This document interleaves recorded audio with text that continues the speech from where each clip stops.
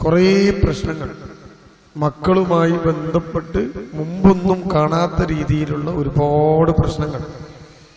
ഒളിച്ചോട്ടം, മയക്കുമരുന്ന്, വേണ്ടാത്ത കാര്യങ്ങൾ കാണൽ, അങ്ങനെ പോകുന്നു കാര്യങ്ങൾ. ഇതെന്തെങ്ങനെ? എവിടെയാ നമുക്ക് പിഴച്ചത്? എവിടെയോ നമുക്ക് പിഴച്ചിട്ടുണ്ട്. എവിടെയാ പിഴയ്ക്കുന്നത്? ഉമ്മ നിസ്കരിക്കുന്നു, നോമ്പ് വെൽക്കുന്നു, നല്ല ഉഷാറായിട്ട് മതബോധമുണ്ട്, പർദ്ദടുന്നു, ബാപ്പ വലിയ കുഴപ്പമില്ല, കള്ളുടിനൊന്നുമല്ല. എന്നിട്ട് കുട്ടികൾ എന്തെങ്ങനെ? ഇതാണ് നമ്മുടെ സ്ത്രീകളൊക്കെ അനുഭവിക്കുന്ന പ്രധാനപ്പെട്ട പ്രശ്നങ്ങളിൽ ഒന്ന്. 2 ദിവസം മുമ്പ് ഞാൻ കണ്ടത് 11 വയസ്സുള്ള ഒരു ആൺകുട്ടിയാണ്. ബാപ്പ ഗൾഫിൽ നിന്ന് വന്ന് ഈ കുട്ടി ഉപയോഗിച്ച ഫോണൊക്കെ പരിശോധിച്ച് നോക്കിയപ്പോൾ മഹാമോശം സാധനങ്ങളിലേക്കാണ് കുട്ടി പോയത്. എന്താ അവൻ അങ്ങനെ?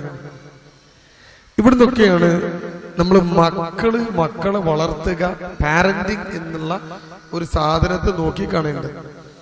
വളരെ ചുരുക്കി പറയാം, ആണ് പെണ്ണ്, ഇങ്ങനെ 2 വിഭാഗമാണ് മനുഷ്യനുള്ളത്. ആരൊക്കെ എന്തൊക്കെ പരിപാടി നടത്തിയാലും, ആരൊക്കെ എത്രയൊക്കെ വിളിച്ചു കൂവിയാലും ആണ് ആണും പെണ്ണ് പെണ്ണും തന്നെയാണ്. എന്തൊക്കെ പരിപാടി നാട്ടിൽ നടത്തിയിട്ടും പെണ്ണുങ്ങളെ മുഴുവൻ റോട്ടിലിറക്കി കൈകോർത്ത് പിടിച്ചാലും ആണ് ആണും പെണ്ണ് പെണ്ണും തന്നെയാണ്. പെണ്ണിന് പെണ്ണിൻ്റെതായ ശരീരപ്രകൃതിയും പെണ്ണിൻ്റെതായ മനസ്സും പെണ്ണിന് പടച്ചോൻ നൽകിയ ആർത്തവം ഉൾപ്പെടെയുള്ള കാര്യങ്ങളും ഉണ്ടാവും. അത് റോട്ടുകളിൽ ഇറങ്ങി നിന്നിട്ടൊന്നും കാര്യമില്ല, അവിടെ തന്നെ ഉണ്ടാവും. നോക്കുക.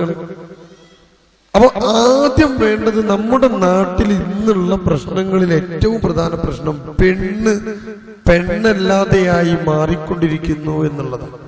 ഇപ്പൊ നമ്മുടെ നാട്ടിലെ ചർച്ചയൊക്കെ അതാ. എന്തിനാ ഈ പെണ്ണ്? ആർത്തവം പെണ്ണിനൊരു വലിയ സംഭവമാണോ? അത് അശുദ്ധിയല്ല, ഞങ്ങൾ ശുദ്ധിയാണെന്നൊക്കെ പറഞ്ഞാണ് പുറോട്ട് ഇറങ്ങാൻ പോകുന്നത്. നമ്മൾ ചിന്തിക്കുക, മനുഷ്യന് മാത്രമല്ല ജന്തുജാലങ്ങളിലൊക്കെ ആണും പെണ്ണുണ്ട്. എല്ലാം, കോഴി, ആട്, സിംഹം, നാൽക്കാലികൾ, എല്ലാറ്റിലും ആണും പെണ്ണുണ്ട്. പെണ്ണിനെ നമുക്ക് കാണാം ഒരു ഒതുക്കമുള്ള ജീവിയായിരിക്കും പെണ്ണ്.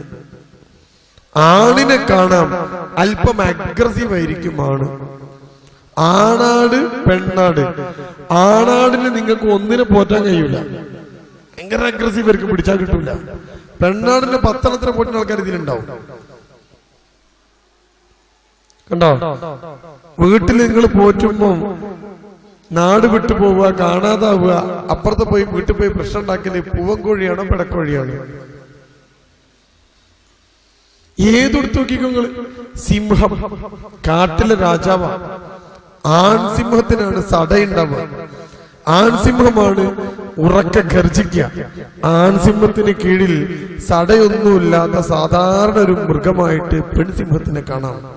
ഈ ജന്തുക്കളൊക്കെ എങ്ങനെയാണ്?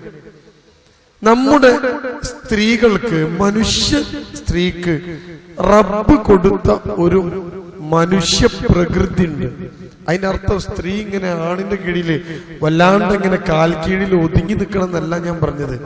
ചില സവിശേഷതകൾ ഉമ്മക്ക് റബ്ബ് കൊടുത്തിട്ടുണ്ട്. നിങ്ങൾ ഈ സ്ത്രീകളെടുത്ത് പരിശോധിച്ച് നോക്കണ്ടു, സ്ത്രീകൾക്ക് ഒരു സ്വഭാവം ഉണ്ടാവും, ഭയങ്കര സെൽഫിഷ് ആയിരിക്കും. ഭയങ്കര സെൽഫിഷ് ആയിരിക്കും. എടുത്തു നോക്കണ്ടു, സ്വന്തം ഭർത്താവിന്റെ അനിയന്റെ വീടിന്റെ പണി നടക്കുകയാണ്. ഭർത്താവിന്റെ അനിയന്റെ വീടിന്റെ പണി നടക്കുകയാണ്.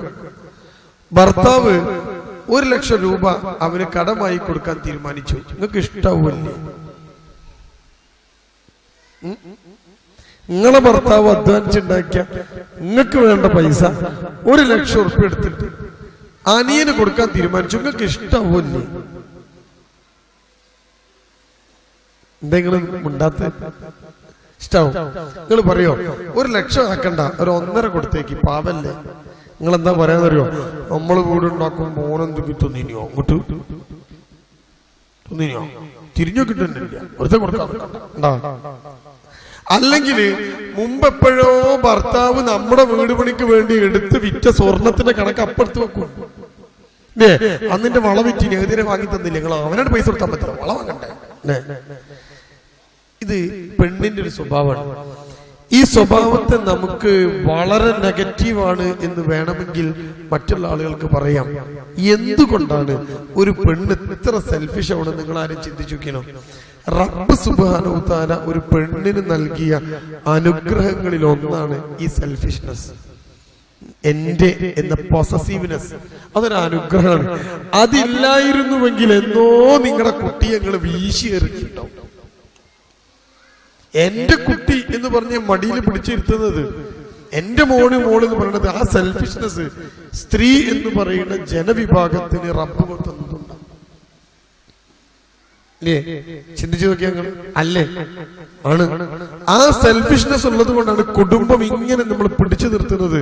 ഭർത്താവിനെ പോലെ തന്നെ നാട്ടുകാർക്കൊക്കെ കൊടുക്കണ ഭാര്യയാണെങ്കിൽ എന്താ ബാക്കി ഉണ്ടാകുക? നിങ്ങൾ ആലോചിച്ച് നോക്കിയ കുട്ടികൾ ആരാ നോക്കുക? ഒളിച്ചോടപ്പെടലുകൾ ഒരുപാട് കാണാറുണ്ട് നമ്മള്.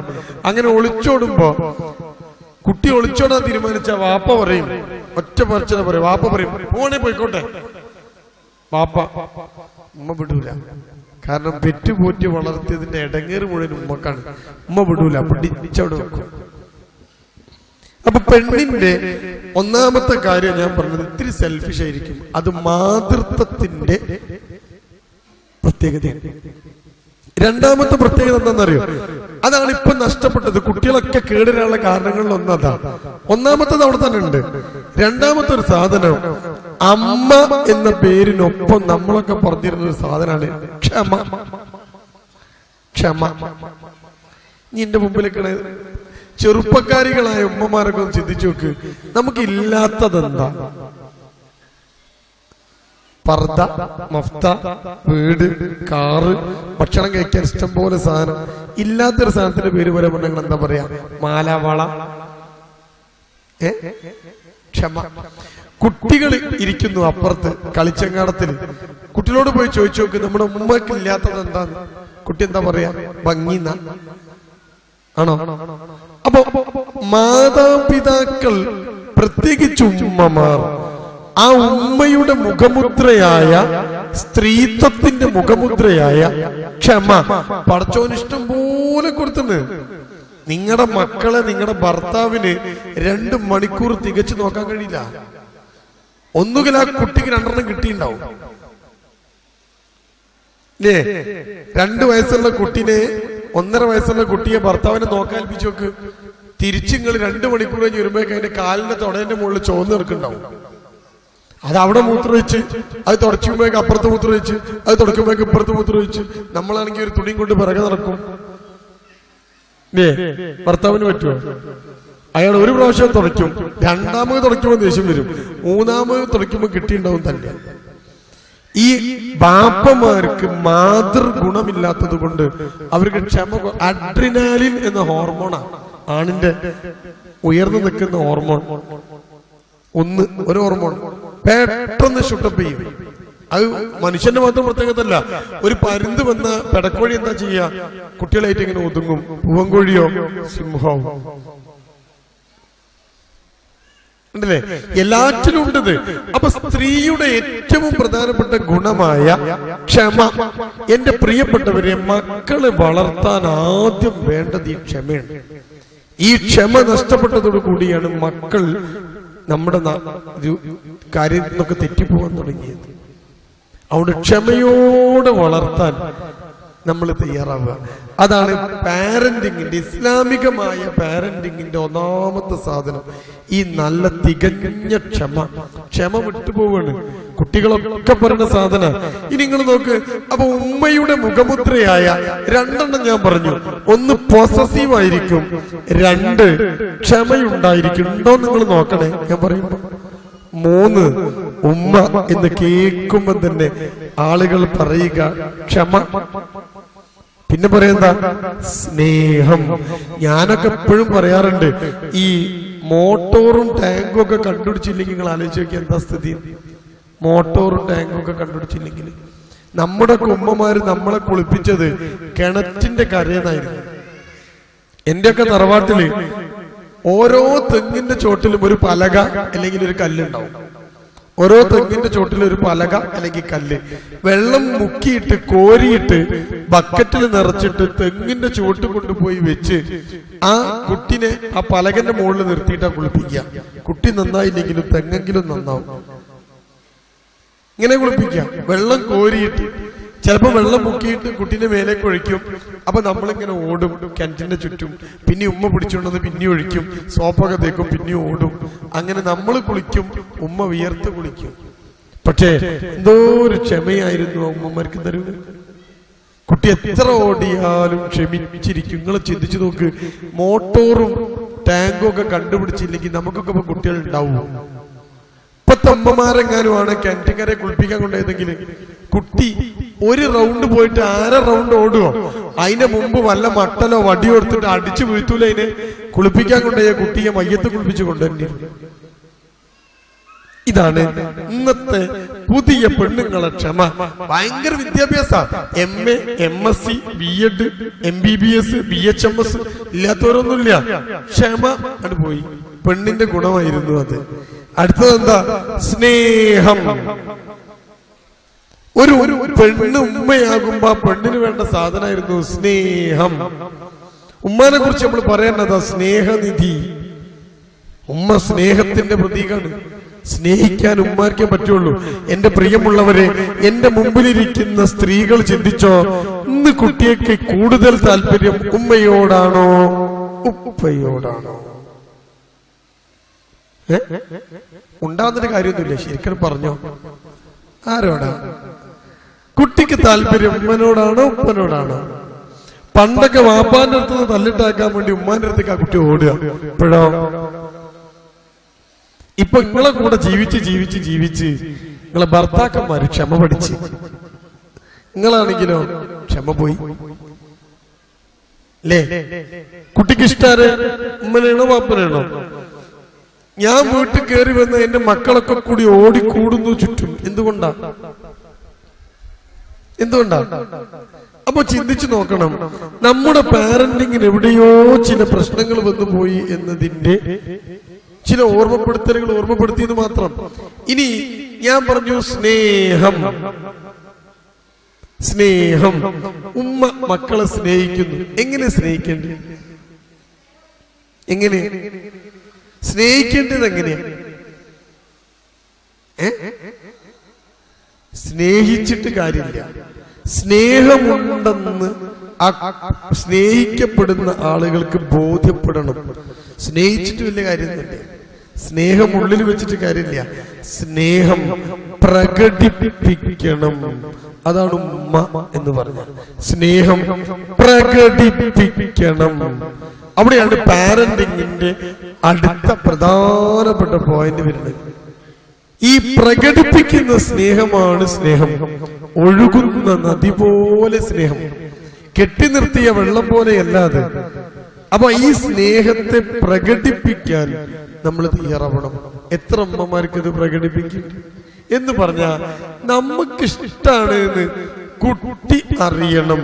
നിങ്ങളൊക്കെ ചിന്തിച്ചു നോക്ക്, കല്യാണമൊക്കെ കഴിച്ച് ഇവിടെ ഇങ്ങനെ കെട്ടിച്ച് വിടലാണോ അല്ലെങ്കിൽ ആണുങ്ങളെ കെട്ടിക്കെട്ട് കൊണ്ടുവരലാണോ? അടിമത്ത സമ്പ്രദായം ഏതാ ഇവിടെ? ആണുങ്ങള് കല്യാണം കഴിച്ച് അവരെ വീട്ടിൽ കൊണ്ടുപോല അല്ല, അവര് പോയിട്ട് നിങ്ങളെ വീട്ടിൽ കൂടും. അനിസ്ലാമികമായ നിലപാടുകൾ അല്ലെ? ശരി. അപ്പൊ നിങ്ങൾ ചിന്തിച്ചു നോക്ക്, അത് ഇസ്ലാമികല്ല കേട്ടോ. അങ്ങനെ ഇസ്ലാമില് ഒരു ഏർപ്പാടില്ല. നിങ്ങൾക്ക് സൗകര്യ സുഖമൊക്കെ അതായിരിക്കും. പക്ഷേ തലശ്ശേരിയിലൊക്കെ ഉള്ള ഏറ്റവും കൂടുതൽ പ്രശ്നമുള്ള ആൾക്കാർ ആരാന്നറിയോ? ഉമ്മമാരാ. പെൺകുട്ടി സ്വന്തം ഉമ്മാന്റെ അടുത്ത് നിന്നാ ഉമ്മാക്കൊരു സൗകര്യം ഉണ്ടാവില്ല. സ്വന്തം ഉമ്മല്ലേ, ഒരു കാര്യം നടക്കൂല. ആ ഉമ്മ മരിക്കണവരെ നയിക്കേണ്ടി വരും പോരേല്. നിങ്ങളെ ഉമ്മാന്റെ ഒക്കെ സ്ഥിതി നിങ്ങളൊന്ന് ആലോചിച്ചാൽ മതി. വയസ്സായ ആൾക്കാരൊക്കെ ചോദിച്ചു നോക്കിയാൽ മതി. കാരണം സ്വന്തം മക്കളാണ്, ഒന്നും പറയാൻ പറ്റൂല. മരുമക്കളാണെങ്കിലോ ആ ഉമ്മക്ക് വേണമെങ്കിൽ നീ അതൊന്ന് എടുക്കുന്ന് പറയാ. ഇത് മക്കള് രാവിലെ വിളിച്ചതിന് ഉമ്മ ചായയോ എന്തറിയാൻ പറ്റും? എന്നിട്ട് അങ്ങനത്തെ പോത്തുപോലത്തെ 4 പെൺകുട്ടികളെ വീട്ടില് പാവം ഉമ്മ അങ്ങോട്ടും ഇങ്ങോട്ടും ഓടുന്നു. ഈ 4 കെട്ടിയന്മാരും വീട്ടിൽ വന്ന് കൂടുക. ഹൈ, വൃത്തിയായിട്ട് ഏർപ്പാട്. പോട്ടെ. അപ്പൊ നിങ്ങൾ ചിന്തിച്ചു നോക്ക്, ഈ സ്നേഹം ഇത് പ്രകടിപ്പിക്കണം. എങ്ങനെ പ്രകടിപ്പിക്കുക? 3 കാര്യങ്ങൾ എന്റെ മുമ്പിലിരിക്കുന്ന സ്ത്രീകൾ ഓർക്കണം. നമ്മുടെ പെരുമാറ്റം, നമ്മുടെ സ്വഭാവം, നമ്മുടെ സംസാരം, ഇതിലൂടെ നിങ്ങളുടെ കുട്ടിക്ക് സ്നേഹം കിട്ടുന്നു എന്ന് മനസ്സിലാക്കണം. ഉമ്മാന്റെ പെരുമാറ്റത്തിൽ എപ്പോഴും സ്നേഹമുണ്ടാവണം. സ്നേഹത്തിൽ പെരുമാറുന്ന ആളെ പറഞ്ഞ പേരാണ് ഉമ്മ. ഉമ്മാന്റെ സ്വഭാവത്തിലും ഉമ്മാന്റെ സംസാരത്തിലും സ്നേഹം ഉണ്ടാവണം. ഉമ്മ എപ്പോഴും സ്നേഹത്തിനാ സംസാരിക്കുക. ഞാനിതൊക്കെ പറയുമ്പോൾ നിങ്ങളുടെ മനസ്സിൽ നിങ്ങളെ ഒന്ന് വിലയിരുത്തി വെക്കുങ്ങള്. സ്നേഹത്തിലാണോ നമ്മൾ മക്കളോട് സംസാരിക്കാറുള്ളത്? ഏറ്റവും കൂടുതൽ പ്രശ്നം ഇന്നത്തെ കാലത്ത് അനുഭവിക്കുന്നത് എന്താ അറിയോ? വലിയ പ്രശ്നങ്ങളിൽ ഒന്നെന്താ അറിയോ? ആൺകുട്ടി വീട്ടിൽ നിൽക്കില്ല. മഗ്‌രിബ് കഴിഞ്ഞാലും ഇശാ കഴിഞ്ഞാലും കുട്ടി വീട്ടിൽ വരില്ല. 10 മണിക്കൊക്കെയാണ് ആൺകുട്ടികൾ, ചെറുപ്പക്കാർ ആൺകുട്ടികൾ കയറി വരുന്നത്. ഈ കുട്ടിയോട് നമ്മൾ സംസാരിക്കുകയാണ്, എന്താ നിങ്ങളുടെ പ്രശ്നം എന്ന് ചോദിച്ചാൽ ആൺകുട്ടി പറയും, എന്താ വീട്ടിൽ വന്നിട്ട് അവിടെ വന്നിട്ട് എന്താ നമുക്ക് കിട്ടാനുള്ളത്? ഉമ്മാന്റെ സ്നേഹം കിട്ടുന്നു എന്ന് ആ കുട്ടിക്ക് തോന്നുകയാണെങ്കിൽ ആ കുട്ടി വീട്ടിൽ വരും. പെൺകുട്ടികൾ എന്തുകൊണ്ടാണ് മറ്റു ബന്ധങ്ങൾ തേടി പോണ്? ഈ സ്നേഹം പ്രകടിപ്പിക്കാത്തത് കൊണ്ടാണ്. അതുകൊണ്ട് ഞാൻ പറയണു, ഇന്നു മുതൽ, ഞാൻ സമയമില്ലാത്തതുകൊണ്ടാണ് എണ്ണി പറയണേ, ഇന്നു മുതൽ ഈ സ്നേഹം പ്രകടിപ്പിക്കുന്ന ഉമ്മയായി മാറാൻ നിങ്ങളൊന്ന് ശ്രമിച്ചു. അപ്പൊ ഞാൻ ഒരു പെണ്ണിന്റെ ഉമ്മാന്റെ ഗുണങ്ങളിൽ 3ാമത്തേതാണ് എണ്ണിയത്. സ്നേഹം പ്രകടിപ്പിക്കണം ഉമ്മ. പക്ഷേ ഉമ്മ എന്നെങ്ങനെയാ? ഒരു കവിതയിൽ 2 വരി ഇങ്ങനെയാണ്: കണ്ണുരുട്ടിക്കാട്ടും അമ്മയുണ്ടുണ്ണിക്ക്, മീശ വിറപ്പിക്കും അച്ഛനുണ്ട്. കുട്ടി പറയാ, അമ്മയെ കുറിച്ച് കുട്ടി പറയാ. എന്താ കുട്ടി പറയണേ? കുട്ടി പറയുന്ന വർത്താനതാ: കണ്ണുരുട്ടിക്കാട്ടും അമ്മയുണ്ടുണ്ണിക്ക്, മീശ വിറപ്പിക്കും അച്ഛനുണ്ട്. എങ്ങനെ കുട്ടി നന്നാവുക? ഒച്ച വെച്ചിടുന്ന ചേച്ചിയുണ്ടുണ്ണിക്ക്, ചൂരൽ പഴം തരും ടീച്ചറുണ്ട്. കുട്ടിക്കുള്ളത് ഇവരൊക്കെയാണ്. ഒരു സ്കൂളിൽ കൊണ്ട് ചേർത്തിണ്ടാവും, നല്ലോണം കൊടുത്തോളൂ ഭാഷ പഠിക്കട്ടോ. ടീച്ചർ അങ്ങനെ ചൂരൽപ്പഴം കൊടുക്കണു, ചേച്ചിയും ചേട്ടനും ഒക്കെ ഇങ്ങനെ ഒച്ചമ്പുളി ഉണ്ടാക്കണു. ഉമ്മയാണെങ്കിൽ കണ്ണുരുട്ടുന്നു, ബാപ്പ മീശ പറപ്പിക്കുന്നു. ഏത് കുട്ടിയാ നന്നാവുക? നമ്മൾ ചിന്തിച്ചു നോക്ക്. ആധുനിക ലോകത്ത് മക്കൾ ഇന്റർനെറ്റിലും ഫോണിലേക്കും ഒക്കെ തല താഴ്ത്തുന്നത് എന്തുകൊണ്ടാണ്?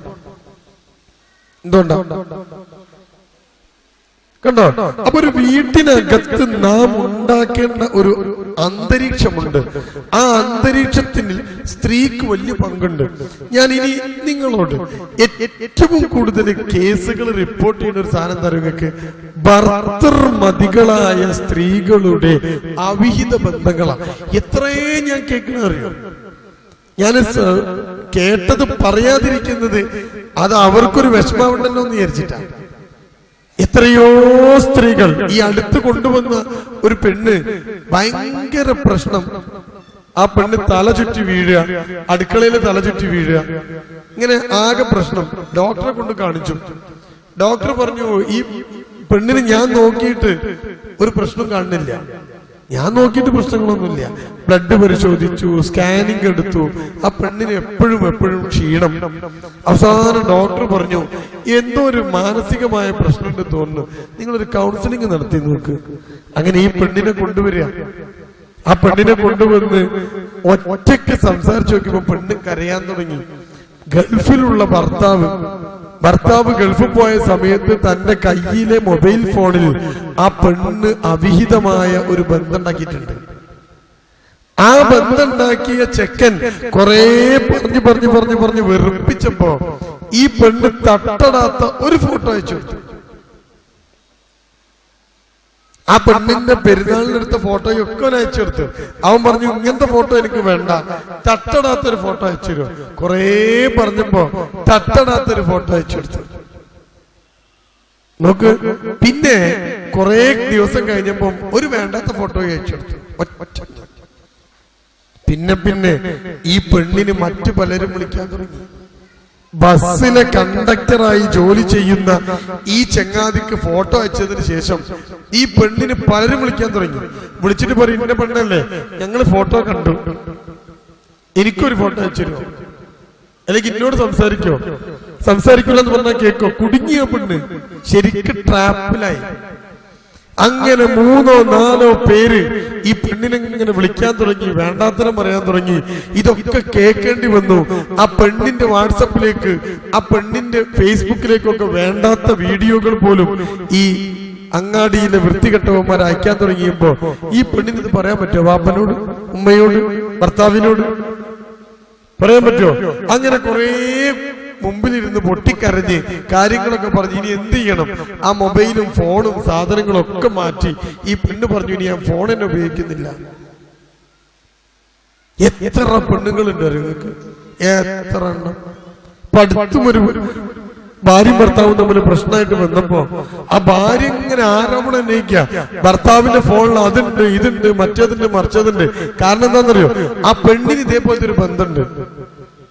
അപ്പൊ നമ്മൾ ചിന്തിക്കുക, ഒരു സ്ത്രീയായി ഉമ്മയായി ജീവിക്കുമ്പോ ഒരു പെണ്ണിനെ സംബന്ധിച്ച് നല്ല വെയിലത്ത് നിൽക്കുന്ന ഒരു മനുഷ്യൻ തണല് കണ്ടാ കയറി നിൽക്കും. സ്വാഭാവികം. വെയിലത്ത് ഇങ്ങനെ നിൽക്കുമ്പോ ഒരു തണല് കിട്ടിയ ഹാവ് അൽഹംദുലില്ലാ തണലത്തേക്ക് കയറി. അതുകൊണ്ട് ഒരു മനുഷ്യൻ അവന്റെ ജീവിതത്തിൽ ഉണ്ടാക്കേണ്ട സാധനം തരുങ്ങൾക്ക് 3 എണ്ണം. ഒന്ന് മറക്കൂലല്ലോ, മനസ്സമാധാനം. 2 സംതൃപ്തി. 3 സന്തോഷം. നമ്മുടെ മക്കള് നന്നാവാനും നമ്മൾ തെറ്റിപ്പോവാതിരിക്കാനും നമ്മൾ ചെയ്യേണ്ട പണി ഇതാ. എന്താ പണി? 1 മനസ്സമാധാനം, 2 സംതൃപ്തി, 3 സന്തോഷം. അപ്പൊ എന്റെ മുമ്പിലേക്കാണ് ഉമ്മ. ഒരു വീട്ടിനകത്ത് ഉണ്ടാക്കേണ്ടത് എന്താ എന്ന ചോദ്യത്തിന് ഉത്തരം എന്താ? ഞാൻ വീട്ടിനകത്ത് സമാധാനം ഉണ്ടാക്കണം. നബി സല്ലല്ലാഹു അലൈഹി വസല്ലമയുടെ കാലത്ത് ഒരു പെണ്ണ്, ഒരു ഭർത്താവും ഭാര്യയും അവര് ജീവിച്ചുകൊണ്ടിരിക്കുക. ഈ ഭാര്യയെ കൂട്ടിയിട്ട് ഭർത്താവ് നബി സല്ലല്ലാഹു അലൈഹി വസല്ലമയുടെ അടുത്തേക്ക് ഓടി വരുന്നു. നബിയോട് പറയുന്നു, നബിയെ എനിക്ക് ഡൈവോഴ്സ് വേണം, എനിക്ക് ത്വലാഖ് വേണം, ഞാൻ ഒഴിവാക്കാണ് എന്റെ പെണ്ണിനെ. നബി ചോദിച്ചു, എന്താ കാര്യം, എന്താ പ്രശ്നം? ഉടൻ ആ സ്വഹാബി പറയാണ് നബിയോട്, നബിയെ ഞാൻ യാത്രയിലായിരുന്നു, കച്ചവടവുമായി ബന്ധപ്പെട്ട് യാത്ര പോയി, രാത്രി വൈകുന്നേരമാണ് തിരിച്ചെത്തിയത്. ഞാൻ തിരിച്ചെത്തിയിട്ട് എന്റെ വീട്ടിലേക്ക് കയറി എന്റെ ഭാര്യ എനിക്ക് വെള്ളം ചൂടാക്കി തന്നു, കുളിച്ചു, വസ്ത്രം മാറി, ഞങ്ങൾ തമ്മിൽ ഭാര്യാഭർത്തൃ ബന്ധമുണ്ടായി. ഒക്കെ കഴിഞ്ഞ് കിടന്നുറങ്ങി, നേരം പുലർന്ന് ക്ഷീണമൊക്കെ മാറി. ഭാര്യ എന്റെ അടുത്ത് വന്ന് ചോദിച്ചു, നമുക്ക് പടച്ചോൻ ഒരു സാധനം തന്നാ അത് പടച്ചോൻ തന്നെ തിരിച്ചെടുത്താൽ നമുക്ക് വിഷമുണ്ടാവുമോ എന്ന് ഭാര്യ ചോദിക്കണം.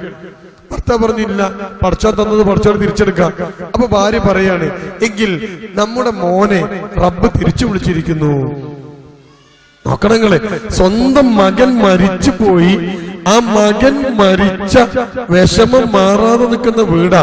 ഇന്നത്തെ പോലെ വാട്സപ്പും ഫേസ്ബുക്കും സൗകര്യങ്ങളും ഒന്നുമില്ല, അറിയിക്കാൻ നിവൃത്തിയില്ല. ഭർത്താവ് കയറി വന്നപ്പം ഭാര്യ വിചാരിച്ചു ക്ഷീണിച്ചു വരികയാണ്, കുളിച്ചോട്ടെ. അവൻ കുളിച്ചു കഴിഞ്ഞപ്പോ അയാൾ ഭാര്യയുടെ അടുത്ത് വന്ന് ആഗ്രഹം പ്രകടിപ്പിച്ചു, പാവല്ലേ, കുറെ കാലമായിട്ട് വിട്ടുക്കല്ലേ, അതും കൊടുത്തു, ഉറങ്ങിക്കോട്ടെ. നേരം വെളുത്തു, ക്ഷീണമായിട്ടപ്പോ കാര്യം പറഞ്ഞു. നബി സല്ലല്ലാഹു അലൈഹി വസല്ലം അടുത്ത് വന്നിട്ട് ഈ സ്വഹാബി പറയാണ്, എനിക്ക് ഈ പെണ്ണിനെ വേണ്ട, എന്റെ മകൻ മരിച്ച വിവരം പോലും എന്നോട് ഒളിപ്പിച്ചു വെച്ച് ആ രാത്രി പോലും ബന്ധപ്പെടാൻ വേണ്ടി വന്ന ഈ പെണ്ണിനെ എനിക്ക് വേണ്ട. നബി സല്ലല്ലാഹു അലൈഹി വസല്ലം പറഞ്ഞു, നീയാണ് ഭാഗ്യവാൻ. ഒരു വീട്ടിനകത്ത് ചെറിയൊരു പ്രശ്നം ഉണ്ടാക്കുമ്പോഴേക്ക് ആകെ കണ്ട് വലിയൊരു പ്രശ്നമാക്കി, ആകെ താളം തെറ്റി, മുഖം വീർപ്പിച്ച്, മുഖം കറുപ്പിച്ച് ആ വീടിന്റെ അവസ്ഥ മുഴുവൻ കൊളാക്കാരാ. സ്വഹാബി വനിതയിൽ നിന്ന് നമുക്ക് പഠിക്കാനുള്ള പാഠം.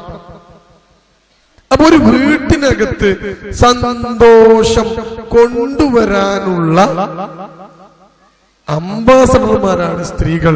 ഞാൻ എപ്പോഴും പറയാറുണ്ട്, വീടിന്റെ ഭരണാധികാരി പുരുഷനാണ്, വീട്ടിലെ ഭരണാധികാരി പെണ്ണാണ്. വീടിൻ്റെത് മൊത്തം അയാളാ.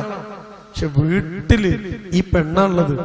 ആ പെണ്ണ് ആ വീട്ടിനകത്ത് ചെറിയ ചെറിയ പ്രശ്നങ്ങൾ വലുതാക്കാതെ ആ വീട്ടിൽ മക്കൾക്കും ഭർത്താവിനും സന്തോഷം ഇറക്കുമതി ചെയ്യണം. വീടുണ്ടാക്കാൻ പണിയൊന്നുമില്ല, മാർബിൾ ഇടാൻ പണിയൊന്നുമില്ല, LED ബൾബ് വെക്കാൻ പണിയൊന്നുമില്ല. ആ വീട്ടിനകത്ത് സന്തോഷം ഉണ്ടാക്കാൻ ആ പെണ്ണ് വിചാരിക്കണം. ഉമ്മ ചിരിച്ചാൽ വീട് ചിരിച്ചു. ബാപ്പ എത്ര ചിരിച്ചിട്ടും കാര്യമില്ല. ഭർത്താവ് ഇങ്ങനെ എട്ടടിക്കണ് കയറുന്നുണ്ട്, എന്നിട്ട് കാര്യമൊന്നുമില്ല. ആ വീട്ടിനകത്ത് ഭ്രാന്താണ് മനുഷ്യാന്ന് ചോദിക്കും. പെണ്ണ് സന്തോഷത്തിനാണെങ്കിലോ ഒരു രസ. ഭർത്താവ് കയറി വരുമ്പോ ആ സന്തോഷം അയാൾക്ക് കിട്ടും. കത്തിക്കൊണ്ടിരിക്കുന്ന ഒരു മെഴുകുതിരിക്ക് മാത്രമേ മറ്റൊരു മെഴുകുതിരിയെ കത്തിക്കാൻ പറ്റൂ. സന്തോഷമുള്ള ഒരു ഭാര്യക്ക് മാത്രമേ ആ വീട്ടിനകത്തുള്ള മക്കളെയും ഭർത്താവിനെയും സന്തോഷിപ്പിക്കാൻ പറ്റൂ. മനസമാധാനമുള്ള ഭാര്യക്ക് മാത്രമേ മക്കൾക്ക് മനസമാധാനം കൊടുക്കാൻ കഴിയൂ. സന്തോഷമുള്ള ഭാര്യക്ക് മാത്രമേ മക്കൾക്ക് സന്തോഷം കൊടുക്കാൻ പറ്റൂ. നോക്കൂ, എന്റെ മക്കളൊക്കെ ചെറിയ മക്കളായിരുന്ന കാലം, എന്റെ മോന് ഒരു 8 വയസ്സ് 7 വയസ്സ്, എന്റെ മോക്ക് ഇപ്പോഴല്ല കേട്ടോ, കുറച്ച് മുമ്പ് എന്റെ മോക്ക് ഒരു 5 വയസ്സ്.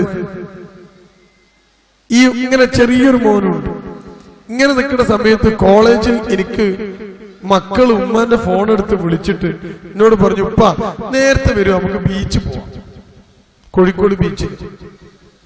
ഞാൻ പറഞ്ഞു ശരി, എന്നാ ഉപ്പ വരാം, എന്നാ ഉമ്മക്ക് ഫോണ് കൊടുക്ക്.